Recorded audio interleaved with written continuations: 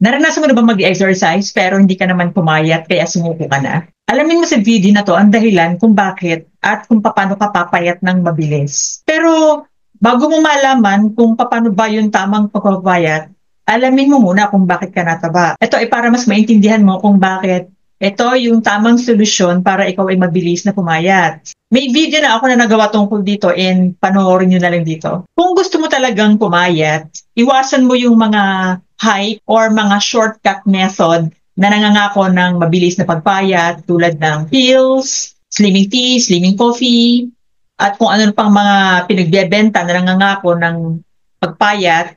Pero sa tunay, hindi naman talaga binabago yung metabolic pathways ng katawan. So without further ado, simulan na natin.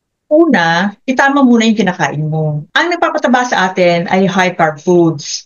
Sinamahan pa ng stress, kulang sa tulog, hormonal changes. Kaya kung high-carb ang dahilan ng pagtaba mo, ang solusyon niyan opposite, low-carb, para pumayat ka. In fact, kahit hindi ka mag-exercise, you will still get the same result with low-carb diets. Pero hindi ko naman sinasabi na huwag ka mag-exercise. Kapag nabago yung kinakain mo from high-carb to low-carb, na mostly ay whole foods at tunay na pagkain, makikita mo kaagad ang resulta within a week kahit wala kang ehersisyo. Magaan ang pakiramdam at parating busog. Para sa pagkain na pasok sa low-carb, pakiclick na lang sa link na to. Hindi ko siya maididiscuss dito lahat. Pangalawa, huwag mong gutumin ang sarili mo. Alam niyo kung bakit? Kasi lalo may stress ang katawan. Kaya, pag may-stress, lalo kang tataba. Ang ginagawa kasi ng iba, binabawasan yung pagkain. Eat less daw, move more. Remember that it is not about the quantity of food. It's about the quality of food. Ang ginagawa ng iba, less ang rice. Pero mamaya, mapak ng skyflakes. Tapos, ang pang-ulam, konting gulay. Pero, gutom ang pakiramdam, lambutin. At kapag nagutom, katal, masakit ang ulo, tapos pasal na pasal. Akala mo, pag kumain, parang hindi mo pinakain ng isang buong araw. Tapos pag nabusog, hindi naman ang pakiramdam. Hanggang sa sumuko na, hindi balik sa dating eating habits. Ang dahilan kapag ina-apply mo yung eat less, move more, una, ginugutom mo nga yung sarili mo. Pangalawa, pag ginugutom mo yung sarili mo, nai-stress ka. Pangatlo, pag nai-stress ka, mas kakain ka ng marami. That is because yung kinakain mo ay wala namang sustansya. Ang purpose ng pagkain ay nutrition. Nutrition in the sense na kailangan siya ng katawan mo for energy. Hindi lang para sa energy, para sa pagre-repair, pag-heal, pagre-recharge, magamit mo sa metabolism. Pero kung ang kinakain mo ay kulang sa sustansya, saan kukuha ng pangangailangan ng katawan mo? So yun ang dahilan, kaya lagi kang pagod at saka gutom ang pakiramdam. Pero kapag naitama mo yung pagkain mo, doon mo mararamdaman na hindi ka parating gutom. Dahil kung sa nag-a-adjust ang metabolism ng katawan mo. Ngayon, kung sa pagkain ng low carb, nagugutom ka, o di kumain ka, wala namang problema ng low carb. Pero kung halimbawa hindi ka naman nagugutom, ba't ka naman kakain? Kung hindi mo kailangan ng merienda, bakit ka may merienda? Busog ka nga eh. So, eat when you're hungry, don't eat when you're not hungry. That's simple. Pangatlo, fasting. Alam ko sa inyo, yung iba narinig na yung salitang fasting. Pero yung fasting, hindi yun basta ginagawa ha. It should be may proper guidance. Kasi meron akong alam ng mga nag-fasting na ospital, na mura pa ng doktor. Kapag naitama yung pagkain, yung tamang pagkain, low carb, nutritious, whole food diets, may sapat na enerhiya ang katawan. Mararamdaman mo yon. Parati kang busog, hindi ka antukin, tapos, yon, doon ka na po pwedeng mag-intermittent fasting. Give your body some time to adjust doon sa ginawa mong paglo-low carb, and then kapag na-feel mo, teka muna, busog pa ako, kaya ko na ba mag-fast? Ibig sabihin ng fasting, mag-i-skip ka ng ilang meals. Kung dati naka 5 meals ka, tanggalin mo ang merienda. Busog ka sa umaga, tanggalin mo ang breakfast. So, unti-unti mo siyang binabawasan kasi shorten mo yung feeding window, pinapahaba mo naman yung fasting period. At dahil nagpa-fasting ka, syempre, hindi ka malimit kumakain, ang ginagamit na fuel or energy ng katawan mo, yung sarili mong taba. Kaya yung naka-imbak mong taba, susunugin ngayon niya. Inuuna niya yung visceral fat o yung taba na nakapaligid sa iyong mga organs, internal organs.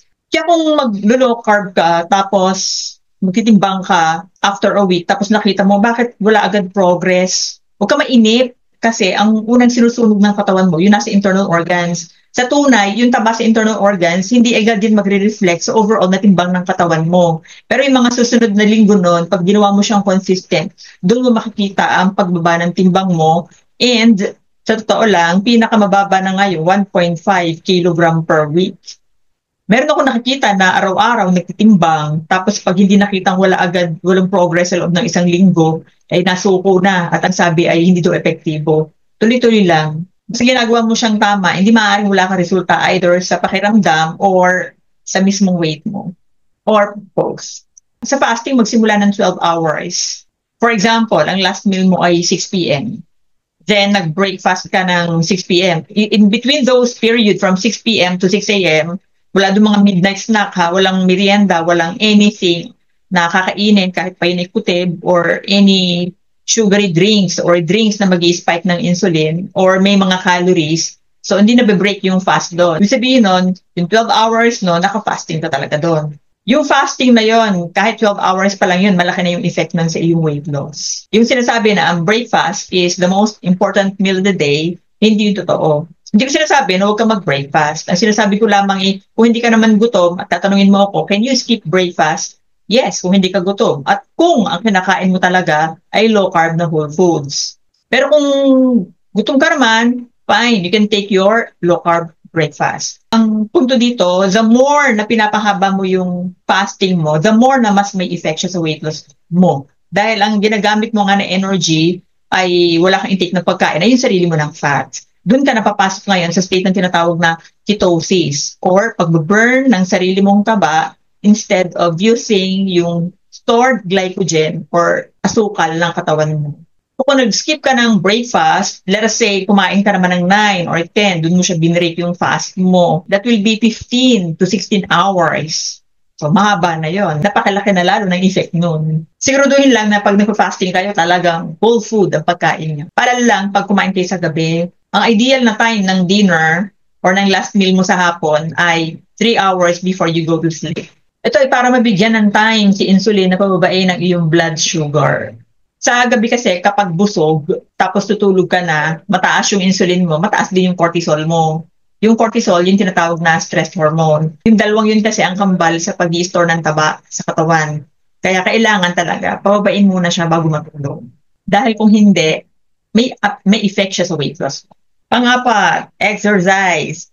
Pero ito ay optional. Kahit naman di ka mag-exercise, papayat ka pa rin with low-carb diet.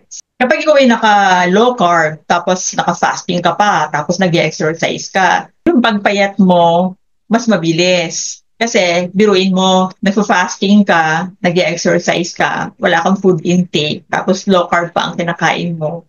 So, ewan ko na lang kung hindi ka magkameron na resulta diyan. Ang kagandahan lang, nakakapag-exercise ka ng magaan yung pakiramdam, hindi pagod, hindi nalalambot, at kuhang-kuha mo ang lahat ng benepisyo ng ehersisyo. Pero kapag ikaw ay nag-exercise, pero ang pagkain mo katulad pa rin ng dati, yung carb-loaded at saka ultra-processed food, lalo lang tataas ang cravings mo sa high carb. You cannot out-exercise a bad diet. So, kung ikaw ay mag-exercise, kailangan ang kambal niyan ay good diet. Actually, yun ang una. Calories in and calories out is a busted myth. Pero kung may fitness goal ka, let's say nakapagpapayat ka na, pero may gusto ka pang i-achieve sa katawan mo, ayun, doon papasok ang calorie. I-keep track mo na talaga yung macros mo. For example, may ideal na fat to muscle ratio ka base sa height at age mo. And then gusto mong matumpa yung iyong mga muscles at laman para walang laylayan, ayun, ibang practice na yung i-apply mo doon. Although low carb pa rin, pero meron ka nang i-adjust doon na ibang mga macros, at saka calories. Pero hindi mo na natin ito i-discuss, advanced na yun medyo dito muna tayo sa basic ng pagpapayat. Yung panglima at pinakahuli ay stress and sleep management. Ang ideal na tulog ay 8 to 10 hours. Targetin ito hanggat maaari. Bakit? Sa gabi kasi nagre-repair, nagre-recharge, nagre-restore ang katawan at malaki ang impact nito sa ating physical and mental states. Kapag kulang ka sa tulog, stress ang katawan mo. Pag stress ang katawan mo, mataas ang cortisol mo. Kung mataas ang cortisol mo or yung stress hormone mo, mabagal ang progress ng iyong pagpayat. Yung stress, hindi naman talaga yan mawawala sa buhay. Given condition yan. Pero, pwede siyang ma-manage or mabawasan. Paano? Mag-focus sa positive thoughts. Siyempre, magdasal, mag-meditate, surround yourself with positive people, mag-relax, i-treat ang sarili, mag-unwind. Yun. Ilan lang yun sa mga kung paano mo may handle ang stress. Pero ang wag na wag mong gagawin, bagay ng ginagawa ng iba, ay pag stressed, ay di comfort foods ang pinupuntahan. Comfort eating is not a good idea for your health. Isipin mo na isang problema ay hindi po pwedeng maging solusyon ng another na problema. Hindi ka mananalo doon. So there you have it. Yung 5 pamamaraan, napakasimple lang nun 5 pamamaraan kung paano pumayat ng mabilis. Sa mga naturuan ko, wala pa akong nakikitang hindi nagkameron ng result. Hindi lang sa physical na pakiramdam, kundi yung pakiramdam ng buong katawan. Ang pagpayat, hindi naman yun usaping physical lang. Ito ay pag-aalaga at pagbibigay respeto sa katawan na binigay sa atin ng ating amang lumikha. Ang tamang diet na ang cornerstone ay full foods ay maraming benepisyo. Bonus na lang yung pagpayat mo. Kaya kung gagawin mo to, tanungin mo yung sarili mo. Ano ba talaga ang big why mo? Bakit mo ito gagawin? Ipagdasal mo ang iyong health journey, maging determinado at focus sa kung ano man yung gagawin mo. Ang mabuting pakiramdam ay walang katumbas na halaga. Yan ang isa sa pinakamahalagang investment natin sa ating sarili. So that's it. Please like and subscribe to my channel for more videos. Bye-bye.